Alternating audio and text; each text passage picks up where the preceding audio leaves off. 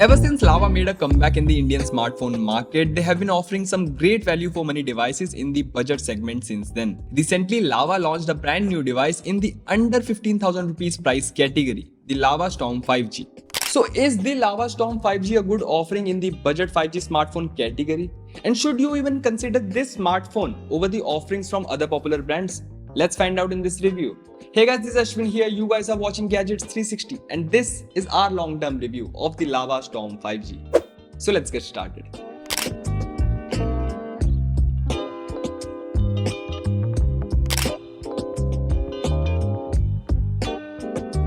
Let's start with the build and design of the device. Now the Lava Storm 5G comes with a fairly solid build. This has a glass sandwich design which you do not see very often in this price category. This also comes with flat sides which gives it an overall boxy feel. This device is available in two color options. We have the Gale green color and the other one is Thunder black. I like how the back panel looks. It has a very clean design with two separate camera modules followed by a flash. Both color variants come with a glossy back panel and they catch many fingerprints and smudges. But the good thing is you get a transparent TPU case in the box. Now the in-hand feel of the Lava Storm 5G is quite good. The flat sides and glass sandwich design gives it a premium feel. The buttons are also very clicky with the fingerprint sensor in the power button on the right side. The weight is also fairly manageable at 214 grams with 8.96 mm of thickness. Also you get a single bottom firing speaker whose output is very loud for the price. And you also get a headphone jack in the bottom which is a good to have. The Lava Storm 5G comes with a 6.78-inch Full HD Plus IPS LCD display with 120Hz of refresh rate. Now Lava has not mentioned the peak brightness of the display, but in our testing, we can say it is close to 500 nits. Also, there is no Gorilla Glass protection mentioned as such. Now the front of the display is covered with fairly thick bezels all around, but this is very common in this price category. The display experience is fairly reasonable considering the price. The colors look great and vibrant and they are on the saturated side. Outdoor visibility on the display was okayish. In direct sunlight, the display was not very visible, but in most cases it would get the job done. It is an IPS LCD panel, so you can't expect deep blacks like in the AMOLED displays, but it compensates it with 120Hz of smooth display panel. Now the 120Hz on this device does feel very smooth, especially when you pair it with the clean software experience, which I'll come to in a second. Now one thing to mention is that this display does not support HDR video playback, so that is a bummer. Now let's talk about the software for a second, because that is something that I feel is the strongest point of the Lava Storm 5G. The device runs on a clean Android skin based on Android 13. It has a stock and clean software experience, something that you see in Motorola and Pixel devices, with a pinch of extra features here and there. Also, it does not have a lot of useless bloatware, which is a plus point. This makes the device experience a delight to use. One thing to highlight in the software is that the device has proper animations in the system for app opening and closing, which is something that is missing in most of the offerings in same price category. And this is something that makes a difference to me in the software experience. The Lava Storm 5G is powered by the MediaTek Dimensity 6080 SoC. This device also comes in a single variant of 8GB of RAM and 128GB of UFS 2.2 storage.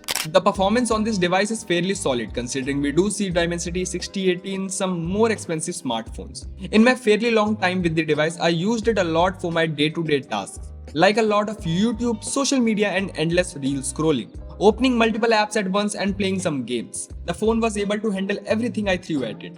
I did not face any major lags or stutters, and by pairing it with the 120Hz display and the clean software experience, the phone ran very smoothly all the time. I did try some BGMI and the experience was okayish, considering it is a budget device, but light and casual gaming is no sweat for it. RAM management was decent most of the time. It did keep most of my apps open in the RAM. That was a good thing. For storage, you only get an option of 128GB, but you can expand it by using micro SD card of up to 1TB. The Lava Storm 5G comes equipped with a dual rear camera setup with a 50MP primary camera and an 8MP ultra-wide camera. The rear camera setup performs decently for the price. It can offer some bright and vibrant images with decent sharpness and dynamic range with the HDR turned on. In daylight, the images were on the more saturated side. I felt the sharpness was not on point most of the times. In indoor light scenarios, the camera did okay. It clicked slightly softer images and the details were on the average side. When in low light, the camera struggled to capture an image with enough details and ended up with shots with a lot of noise in them. Even the dedicated night mode was not able to deliver good result in darker scenes. This camera setup also has an 8 megapixel ultra-wide camera which performs how you expect it to. The ultra-wide shots are very average with very less details and some weird sharpening in the images. But I'll still appreciate the fact of having an ultra-wide camera as many other devices in this same price category does not have it. The phone is also capable of recording videos at up to 2K 30fps with EIS. The videos look average with average details and saturated colors. It struggled to manage the dynamic range, which is something that is common in this price category. For the front camera, the device comes equipped with a 16 megapixel selfie camera. The selfie shooter captures some decent selfies with very saturated colors again. It did over sharpen at times, but I won't complain much. Most of the time it just gets the job done. You can also record videos at up to 1080p 30fps from the front camera and the videos look very average.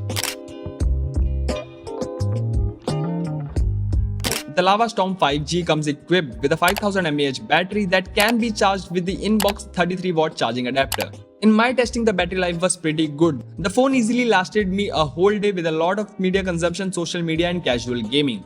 If battery life is something that you are looking for, then this device won't disappoint you. In our battery loop test, the device lasted for over 15 hours and 20 minutes, which is fairly good. Also, the charging time is very decent for the price.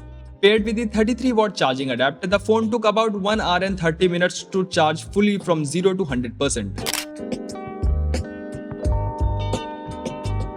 Overall, the Lava Storm 5G is a good offering considering it has some features and actually gives out a good competition to some of the popular brands in the same price range. Features like 8GB of RAM, glass build quality, great battery life, very clean software experience and decent performance for the price. And the addition of an ultra-wide camera makes it a good pick in the sub 15,000 rupees price category.